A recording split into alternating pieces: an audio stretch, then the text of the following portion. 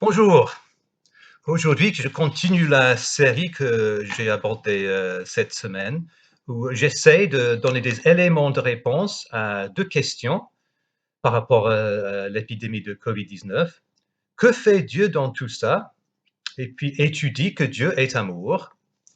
Des beaux défis, des questions très importantes qui nous travaillent tous, j'imagine.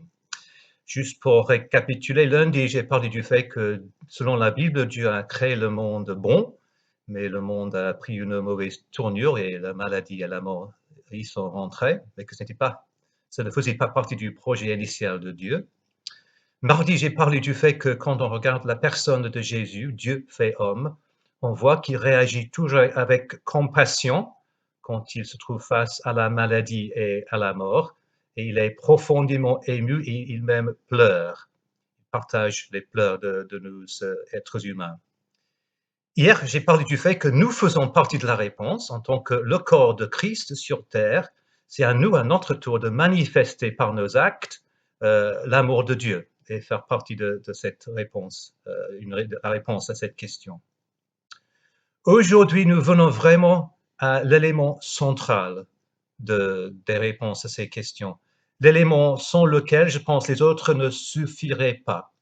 Mais avec cet élément-là, cet élément crucial, je dis pour raison, pour cause, je pense qu'avec les autres, on a quand même une réponse assez importante à cette question. Et cet élément, et je pense vous vous en doutez, c'est la croix de Jésus, la croix où Jésus est mort.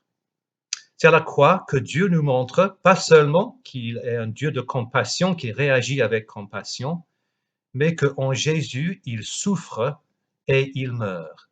En Jésus, Dieu souffre et Dieu meurt. Jésus, Dieu fait homme et il meurt à la croix pour nous. Et il meurt à la croix par amour pour nous. Il rentre tout droit dans le cœur de la condition humaine avec ses souffrances jusqu'à la mort. Dieu a tant aimé le monde qu'il a donné son Fils unique, afin que tout homme qui croit en lui ne périsse pas, mais qu'il ait la vie éternelle.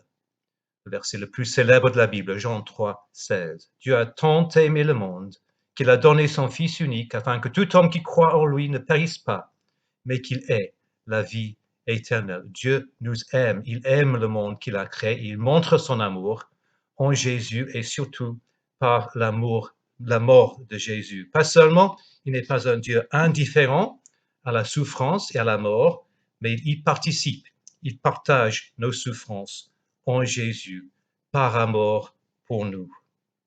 Comme Jésus lui-même a dit, il n'y a pas de plus grand amour que de donner sa vie pour ses amis. Et c'est exactement ce qu'il a fait pour nous.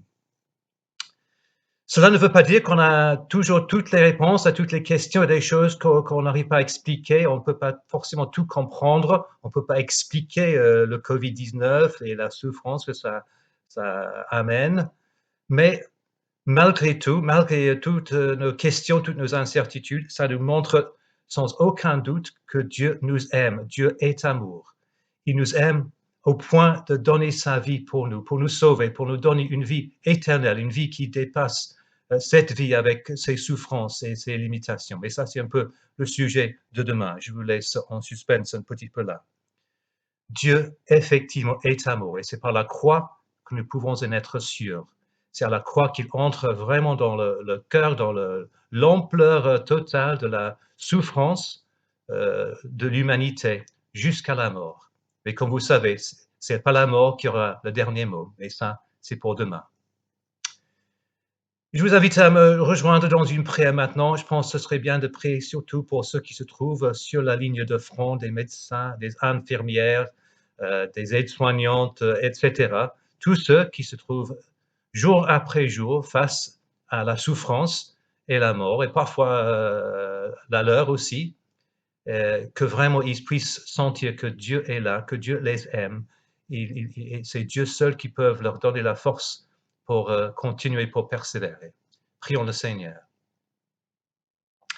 Seigneur, nous te remercions pour toutes ces personnes qui donnent leur force, leur temps, leur énergie et parfois leur vie pour nous aider, pour nous servir, pour servir ceux qui sont malades, ceux qui sont atteints de cette maladie horrible. Seigneur, sois près d'eux, sois à leur côté, qu'ils puissent savoir que tu es là, que tu es vraiment un Dieu d'amour, un Dieu qui les aime, un Dieu qui souhaite leur bonheur et qui puisse leur donner la force de persévérer.